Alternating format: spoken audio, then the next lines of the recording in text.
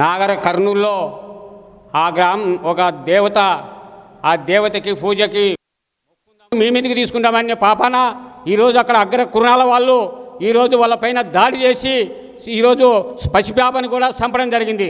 తెలంగాణ చరిత్ర ఒక్కసారి ఆలోచించాలా. ఎందుకంటే ఆ రోజు తెలంగాణ సాయుధ పోరాటంలో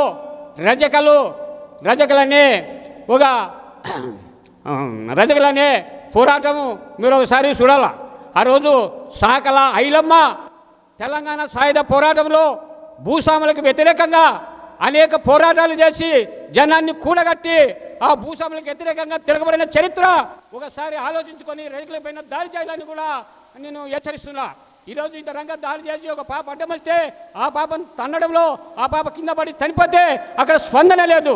ఇప్పుడు అక్కడ ఉన్న ప్రభుత్వాలు, అక్కడ ఉన్న కేంద్రంలో బీజేపీ ప్రభుత్వం ఉంది.